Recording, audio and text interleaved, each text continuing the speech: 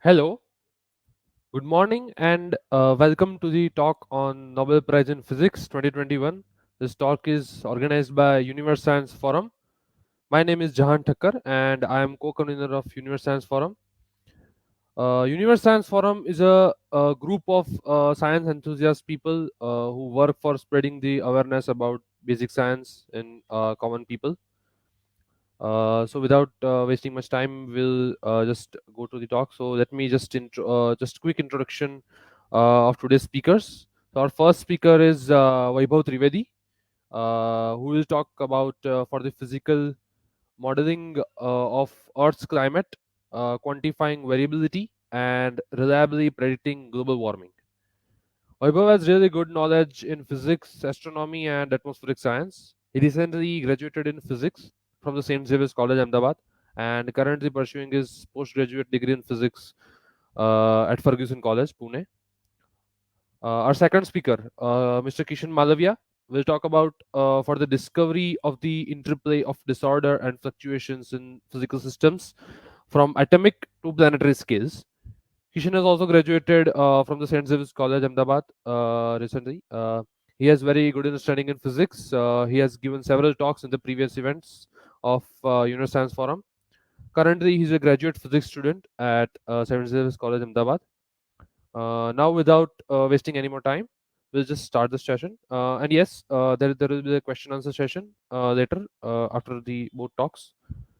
So I'll just hand over the platform to our first speaker, Vaibhav Trivedi. Vaibhav, over to you.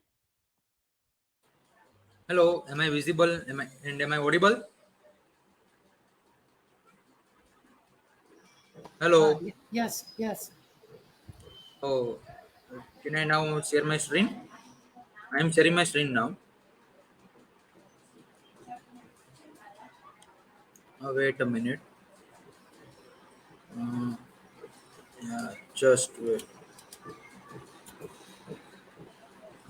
Is my screen visible? Yes, full screen. Hello. Hello. Yes, Yes. Vaibhav, it is visible. Yes, Okay, shall I start? Right. yes, sure. Yes. Hello and good morning to everyone. My name is Vaibhav Trivedi, and I am presenting the work for first two Nobel laureate, the Nobel Prize in Physics 2021. So let's get started. This year, 2021's Nobel Prize is awarded to two scientists, Syukoro Manabe and Klaus Hasselmann, for the physical modeling of Earth's climate, quantifying variability, and reliably predicting global warming. Now, I would like to, I would like to understand, I would like you to understand the some basic phenomenon of physics. So, first, the greenhouse effect. What is greenhouse effect? Here you can see we have in our solar system, Earth is in habitable zone from the sun. So we know that our atmosphere is transparent to solar radiation. Though so when the solar radiation come in our atmosphere, it reaches to the surface of Earth, and after by its nature it is reflected back to outer space. But while going the radiation in outer space, some of the radiation are absorbed by the our atmosphere, and those radiation will always trap in an atmosphere around the whole globe. And who are the absorbing this radiation? The gases like CO2, methane, and water vapor, and etc. So many particles and pollutants over the NO2 and SO2, PM2.5. Those are absorbing this solar radiation in the form of heat. So it will create heat. It will warming up our planet. So the whole greenhouse effect is this: when the solar radiation is will income, it is reaches to the surface and it is reflected to outer space, and some of the radiation is absorbed by our atmosphere. When if we understand, if you look the even during night, we will feel a very warm atmosphere, very warm environment. So what is happening now? The absorbed energy, absorbed heat is radiated back to the surface of Earth, and so that we are atmosphere in always warm atmosphere during even night time. So this is this effect is whole called the greenhouse effect, and the causes for this greenhouse effect is gases like CO2, methane, water vapor, and so many pollutants. So moving back to next slide. Uh, is this greenhouse effect is good or not? So the answer is very tricky. It is good, but also no. Right. In what sense? Both are very subjective type. We should understand the both part. So first, why this greenhouse effect is good for us? Is good for every creature on Earth. If let's see, if greenhouse effect is not there, so the whole radiation which coming from sun will will go back to the outer space. So our earth, so the atmosphere of earth is cold. It will be very cold. In there is no heat, there is no warmth in our atmosphere, so it will be very harsh to habitable to humans and all the other organic compounds. It will be very harsh. So in that sense, the greenhouse effect is very good. But in what sense the greenhouse effect is not so good? In it is very bad. So we should understand the anthropogenic greenhouse effect is not good for us. What do you mean by anthropogenic greenhouse effect? So the anthropogenic word by mean it, which means the activities which are man-made for the traffic, and it will cause air pollution, and those it in during and from vehicles, from exhaust of vehicles, it will cause nitrogen dioxide, sulfur dioxide, carbon monoxide. These are all greenhouse gases, and it will, and these all gases create greenhouse effect. So this type of greenhouse effect is called anthropogenic greenhouse effect, and it is not good for us. It is very bad for humans and all, for all whole planet. So moving back to next slide. Now we will understand the contribution of Syukoro Manabe first. So let's get to the history. And first, around 200 years ago, Joseph Fourier understood that temperature of Earth is connected with the temperature of atmosphere of Earth. Okay, what he suggests that the temperature in atmosphere is interlinked. They are not both separate part. There must be some connection between atmosphere and temperature. So in his time, he suggests that when the radiation from when the radiation from sun is coming to Earth, uh, the atmosphere traps some energy in energy in from the heat, in the form of heat. So the our atmosphere is warm.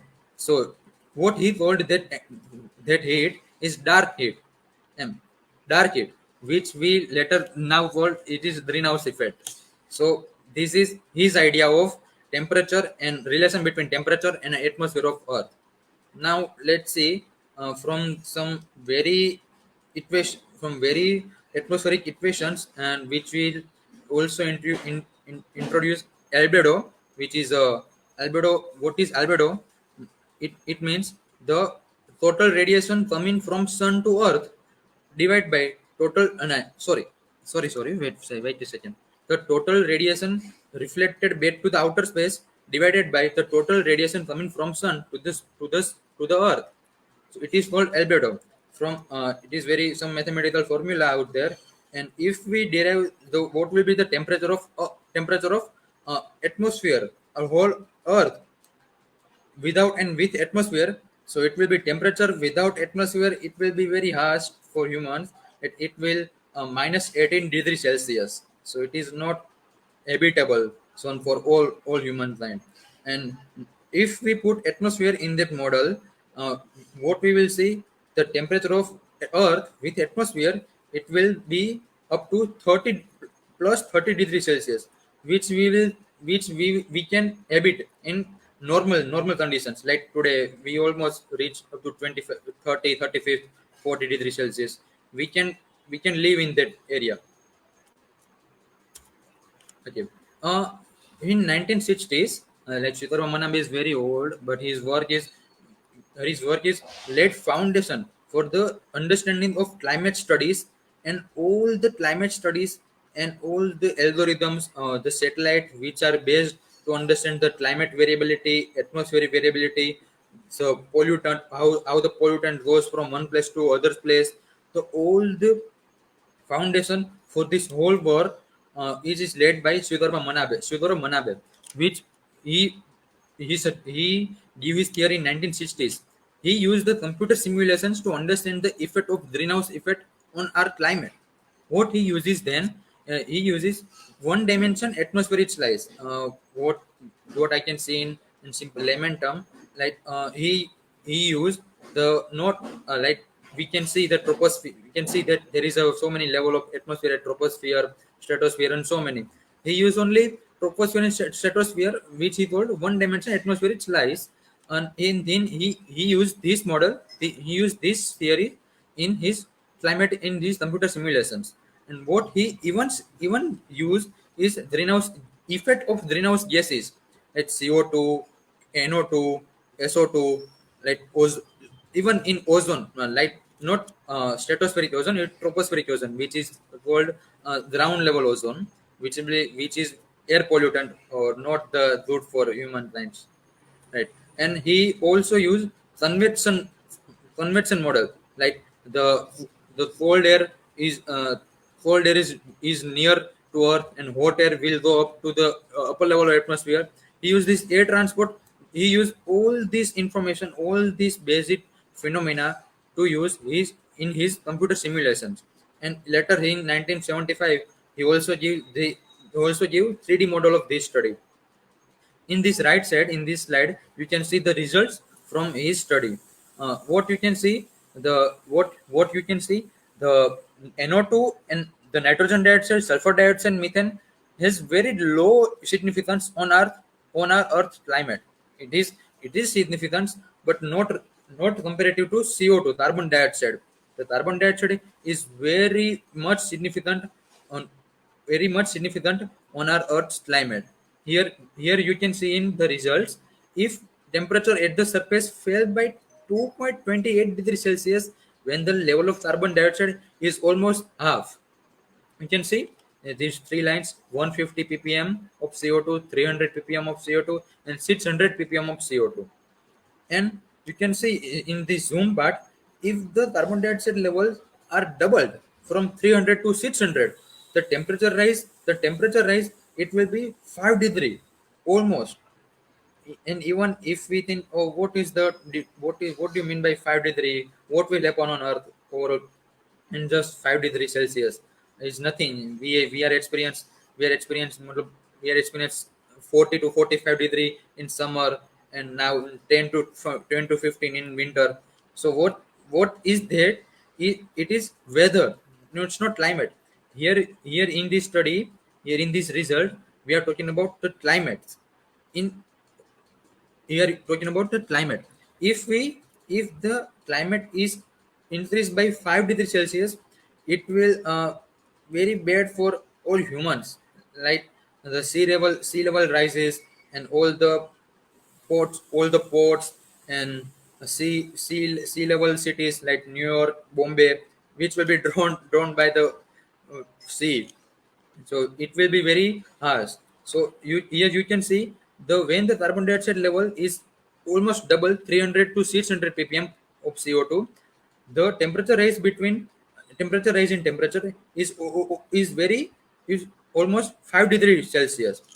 So it is very harsh, and this is the result of whole of his work, Syukoro Manabe. So now moving next to the next Klaus Hasselmann's work, I would like to understand you that you can understand the difference between weather and climate. So going to that, what is the difference between weather and climate? What do you mean by first weather and what do you mean by climate? So the weather, the definition of weather is, we can say that the condition of atmosphere over the short period of time, like it is raining in my area, and not in my hometown. It is very sunny day. So it is weather. It's not a climate. With is the average. If this climate is the average weather of one place over the long period of time. How much long? It will 40 to 50 years long. The climate is the average of daily weather.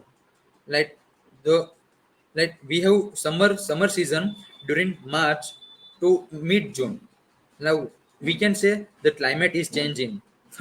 So what do you mean by climate is changing? So the season are shifting towards 15 to 10 days, and by the long time of 40 to 50 years, the sorry by the long time of 40 to 50 years, whole the time period of season, whole time period of season changed.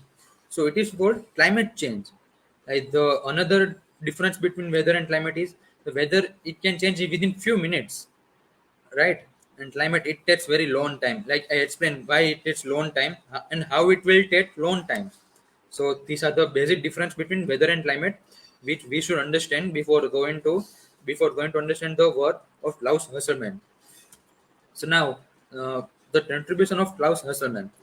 Uh, his work was mainly focused on connection between weather and climate. So the Syukoro Manabe's work was purely based on climate changes and what will happen, or what will be the effect of greenhouse gases on climate. So here, Klaus Hasselmann's work was mainly focused on connection between weather and climate. Now going back to the history, at we all know Laplace. Laplace did one thought experiment, which we later called Laplace's demon. In th- in that in that thought experiment, he suggests that if we predict the every if we predict the motion of every particle of Earth, every particle of atmosphere, every particle of sea, water, we will predict the future exactly. So this is whole his thought experiment which Laplace did. But as we all know, it is impossible to measure everything precisely. Uh, we all know. So what Klaus Hasselmann's idea was, he used weather as a random noise in atmosphere. He used weather as a random noise in atmosphere, and then he based on Einstein's Brownian motion of random walk, in on this idea, he produced his own model, stochastic climate model. In he uses Using this model, he was able to demonstrate the rapid changes in weather. Like what I say, rapid changes, and in summer, in during winter season, those rapid changes are the indeed led to the temperature changes in climate. So this is the whole idea of his work in the connection between weather and climate. What he what he derived, the final result was that the rapid changes in weather indeed lead to the temperature changes in climate. Here, as you can see, the results from on x-axis is will be the year, on an y-axis it is temperature. On his we can see like the changes of weather and changes of climate are also not only depends on anthropogenic activities, but it is also depends on natural phenomena like volcanic eruption. If there is an volcanic eruption, the climate, or sorry, the weather and almost climate will be changed of the region. So it will be the natural phenomenon is very important to understand. So his result year to year, as we can see, the calculation that shows the effect of only natural sources is you can see in blue line, such as volcanic eruptions. What I mentioned ago, the volcanic eruptions, the changes in temperature, because the changes in weather by the natural sources is very medium, is very low. But if you can see the the the changes in the variability of temperature by the human sources, which is shown in red line, you can see it is very high. The temperature due to the human activities changes rapidly, and year to year very rapidly and very high at 0 to 0.5 degrees Celsius. As I mentioned ago, only 1 degree Celsius, 1 degree Celsius of temperature of climate change, it will be very harsh for all humanity. So here we can see is year to year, and what you can see, the climate change is very slow.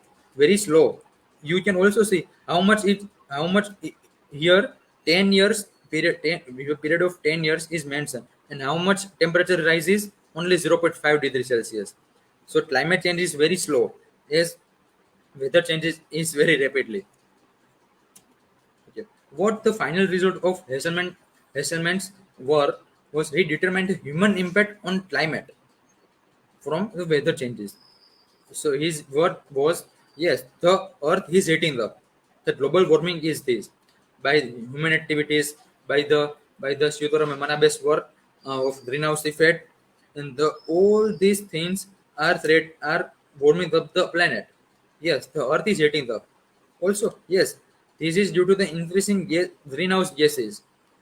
Why the greenhouse gas is increasing? uh, we will see the traffic, the many chemical factories are out there, and without any regulations they are producing lots and lots of air pollutants in our atmosphere. So it will lead up to the so much temperature rises. So this is due to increasing greenhouse gases due to anthropogenic activities, man-made activities. And no, sorry, no, this can not be explained only by natural causes. If we can say, no, this is not man-made activities, and it will be very slow point. Like man-made activities has no any point, no any relevance to the temperature rises. We can't say that. It is the reality. And yes, the humans are the reason for increasing in temperature of planets. So these are the whole work of both Nobel laureate. And thank you. Now I would, yeah, I'm stop the sharing. Now I would like to invite Kishan for his presentation. Kishan, is over to you.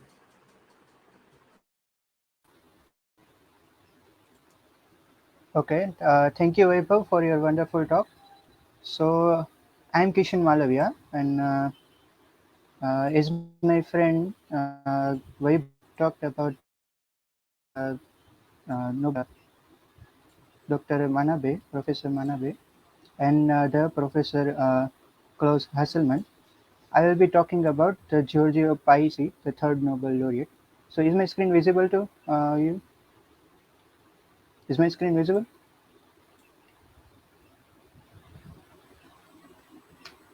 Hello,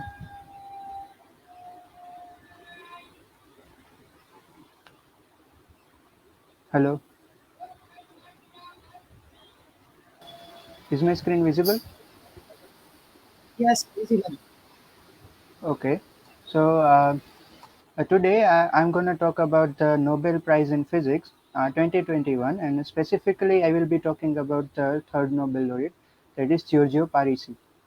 So, as we all know, the Nobel Prize in Physics 2021 was awarded for groundbreaking contribution to our understanding of complex systems, with one half jointly to Syukoro Manabe and a close Hasselmann for physical modeling of Earth's climate, quantifying variability and reliably predicting global warming. And the other half of goes went to the Giorgio Parisi for the discovery of the interplay of disorder and fluctuations in physical system from atomic to planetary scales. So, in the work of Giorgio Parisi, uh, the main essence of his work is to understand the interplay between the disorder and the fluctuation in any physical system, whether its scale is atomic or to the planetary level. Okay. So in this lecture, I would be going through this different topics. First of all, I will talk about Giorgio Parisi. Then we will be understanding what are the complex systems. Then we will go through the frustrations and spin glasses. Then we will go towards the importance of this research that is the George Parisi has conducted, and my references for this talk. So Giorgio Paisi is a professor at Sapienza University at Rome, Italy. He is a theoretical physicist, and he has received numerous awards for his contributions in fields of physics. His main works in the fields of physics lies in the quantum field theory and spin glass theories and the statistical mechanics. and he has received many awards like Boltzmann Medal, Dirac Medal, Enrico Fermi Prize, Lagrange Prize, Wolf Prize, and so on. So let's understand the work of Professor Giorgio Parisi. So his work was, as I mentioned, that it basically talks about the interplay between the disorder and the fluctuations in any system. So first of all, we will be talking about what are the complex systems that we are first of all dealing with. So complex systems are systems which follows some kind of rules, but they are unpredictable. Like they follow the laws of physics, but you cannot predict that what will happen after some moment in time. Like if you know the Newton's laws, then suppose let's say we have a ball, and if I apply some force, then I can predict that after this many seconds the ball will be here. So I can predict the future of this if I know that the laws are being applied to that. But for the complex system, this thing doesn't happen. The laws are being applied, but the tricky thing is that you cannot predict what will happen. And one of the examples for this kind of systems is a disordered system, which is here we have given example that suppose these blue discs are some kind of, you can say, balls, or let's say these are the discs. Now suppose you try to compress it from every sides like this like in shown in this figure. If you try to compress, then you will get some kind of this kind of irregular pattern. Now suppose again you try to compress, and now each time you compress, you will end up with different kind of regular pattern. Like first time you compress from all side, you get this particular type of pattern that is shown in the. Now let's try again, again try to compress it, and now you are doing the same thing over this system, but the result has changed. Now the irregular pattern will be like this. And if you keep doing this, you will end up with different irregular patterns.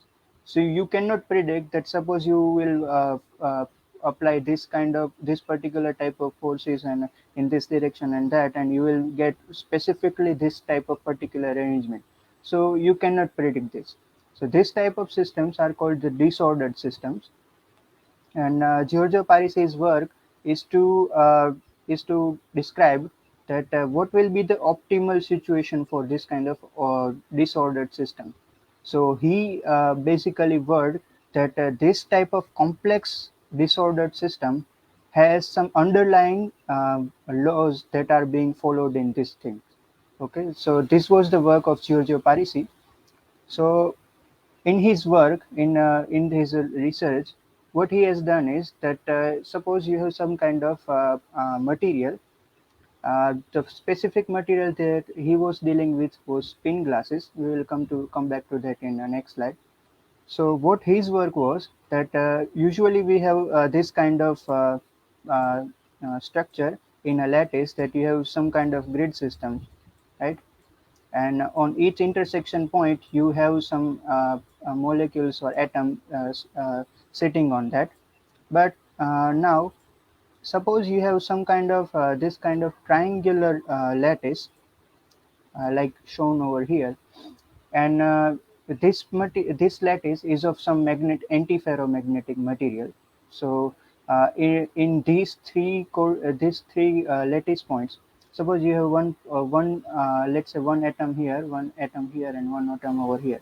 Now due to the laws of physics, let's say this atom has spin in up direction, and this atom has spin in down.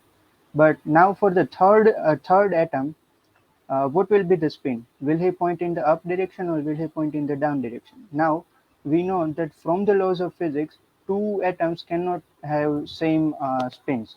So suppose this atom tries to point in the upper direction, that is the spin up, then these two spins will be same. And suppose it tries to go point in the down direction, then these two spins gets the same. So what happens is this third atom gets frustrated. So this is what we mean by frustrations, right? Which is when one spin points upward and the other points downward, the third one cannot satisfy them both at the same time. So because neighboring spins want to point in the different direction. So how do these spins find an optimal orientation? What will be the orientation? What should be the orientation of this thing to have optimal situation? So this question was tackled by the Giorgio Parisi, and he developed a method through which he could answer this question. So what he did is that he solved this problem. He solved this problem in the field of statistical mechanics. So statistical mechanics basically deals with each and every particle and averages out its all properties. If you like, suppose you have a container of gas, and if you want to find the temperature, then in the case of the statistical mechanics, you will not try to put the thermometer inside, but what you will do is you will calculate the kinetic energy of each and every particle, and then you will average it out, and that will give you the uh, information about the temperature of that system. And why we use statistical system? Because statistical systems are used for systems for which you cannot describe the phenomena handling which are happening with that system. Like suppose we take a system as C, right? So you cannot predict the phenomena happening inside the sea just by studying the one water molecule, right? You have to deal with each and every water molecule, and you have to see that what and you have to find its velocity, and you have to see that what will be the average outcome, and you can get each and every physical quantities as averages, right? So that's why he used the statistical system. So what Giorgio Parisi did was that he wanted to find the optimal situation for this thing, and what he did is he introduced a partition function, which for those who have science background, they would understand that in statistical mechanics you have a partition function which allows you to calculate the average values of any physical quantity. Let's say you want to find the average energy, right? So you want to find such kind of partition function which will allow you to calculate the average of that physical quantity. Let's say average energy. Okay. So what Giorgio Parisi did was he introduced a method called broken replica system, to calculate that partition function, and using that he was able to calculate what is the optimal situation for this problem. So now, what is the spin glass? We understood the frustrations. So what is the spin glass? So spin glass is a metal alloy where iron atoms, for example, are randomly mixed into the grid of copper atom. So we can visualize that this grid is copper, and at each green blob, or you can say green circle, represents the copper atom, and the red ones are iron, and since iron is magnetic, they have shown this magnetic moment of this by this arrow. So now, again, by the concept of this frustrations, the particles will be frustrated to in what direction this magnetic dipole should be pointing at. Okay, so this problem can be tackled again by the solution of Giorgio Parisi, that you use the replica model for a partition function, and then you calculate the average out of the system. So this way he solved this problem. Now, the great thing about this solution is that it applies to each and every kind of complex systems, complex or disordered systems. Now, Giorgio Parisi devised this solution for particularly finding the phenomena that was happening in the spin glasses, but later he found that this research, the offsprings of this research, that is the research that has come out from this very own researches. So these researches make it possible to understand and describe many different and apparently entirely random material and phenomena. So you have now this solution of Giorgio Parisi was purely mathematical. So now, suppose you have any kind of random material, or any phenomena that is happening, you apply this solution and you get the particular answer about that system. So this was the main importance of this Giorgio Parisi's discovery. And now this research is not only useful in physics but also in other very different areas such as mathematics, biology, neuroscience, and machine learning. And one of the examples that I would like to share is the one from the computer science, that is the traveling salesman problem. Now, so what is the traveling salesman problem? So the traveling salesman problem is goes like this: that there is a salesman, okay, there is a salesman, and he want to sell his stuff, and he as due to his work, he have to go to the different locations, or you can say different cities, to sell his products, to do his salesmanship. Now he want to find that what would be the shortest route, so that he can cover all the cities, or you can say all the places, and it takes minimum time. So the question is, what is the shortest route to visit all location and return, right? And now the thing we have to consider is that adding more stops takes the longer and longer and longer to figure out. Now, if you add stops in your journey, that you go from one city and then you halt into another, then uh, uh, making the stops will add the time to your route, and that will make your time longer. So you have to find the path or route which is the shortest, and which includes all the location that you have to go. So now this is the kind of optimization problem, that you want to optimize a path which attains all these locations, and you want it to be shortest. So now Giorgio Parisi's solution can give you the answer for this problem. So this way, Giorgio Parisi's the research that has been conducted was very diverse and is very useful in many other fields of sciences. That is, it is not only limited to the physics, or only to the spin glasses, or only to the frustration and disordered system, but it can be used in many other ways. Now, these are my references, and thank you.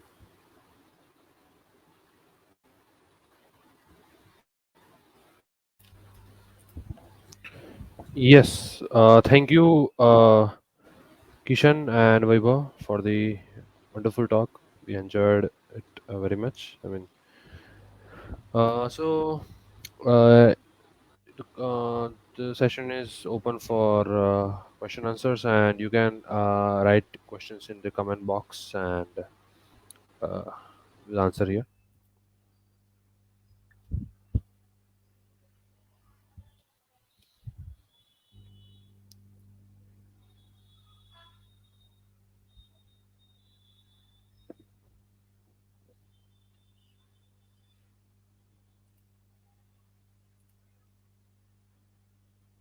If anybody has any question, you can please write in comment section.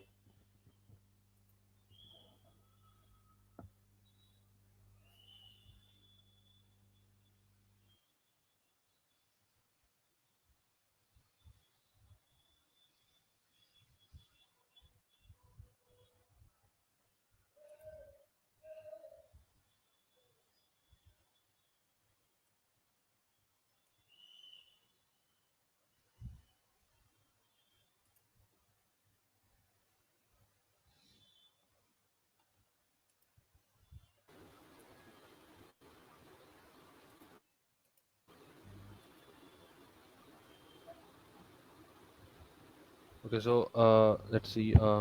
Then till people write the question, I have one question. Can I ask?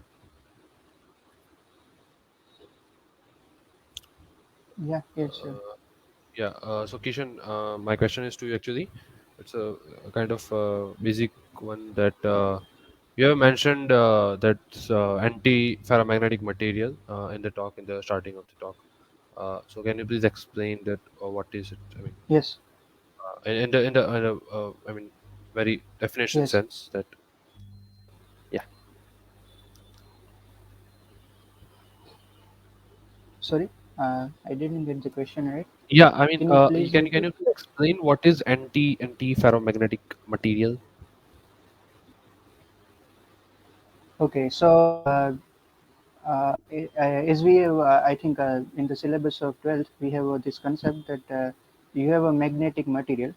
So any has magnetism because there are magnetic dipoles inside that material.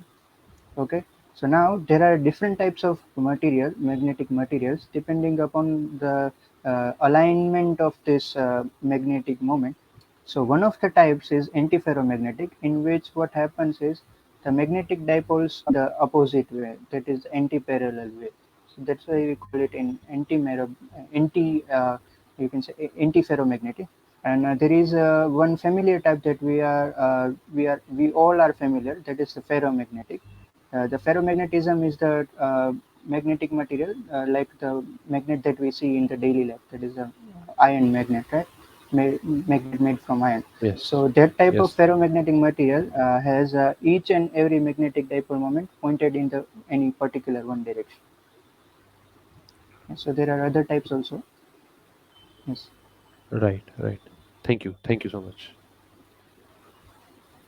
I believe everyone has understood it very clearly. No one has any question. Uh, so can we conclude the talk here? Or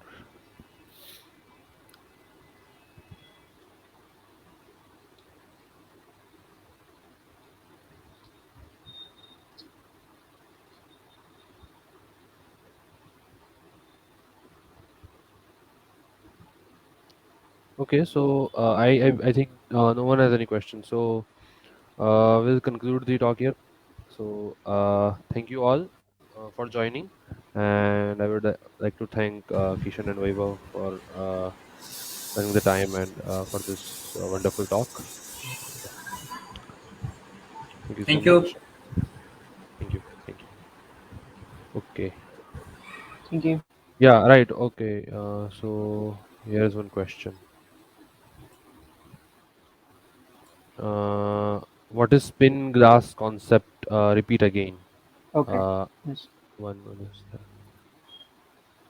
So spin glass is basically an alloy, metal alloy, where you have. So how it is made? So what is the difference in the spin glass?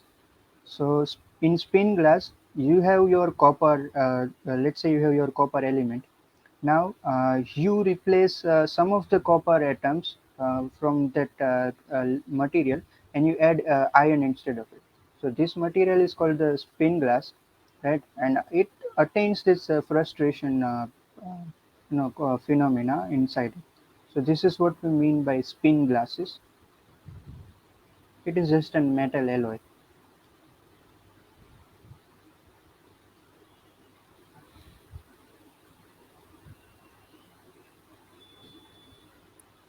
Okay. Are there any other questions? I hope I made it clear. Right?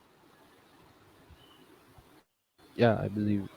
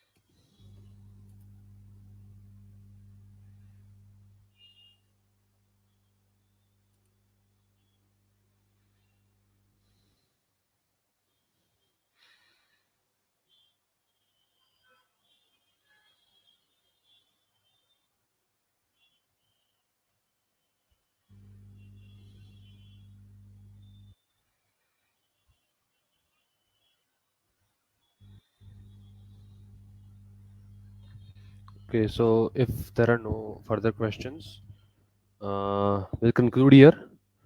Thank you again all for joining. And if there are any questions, you can write to us on email. There's email at the bottom, usfgujarat at gmail.com, and we'll surely answer your questions. Thank you Thank so you. much.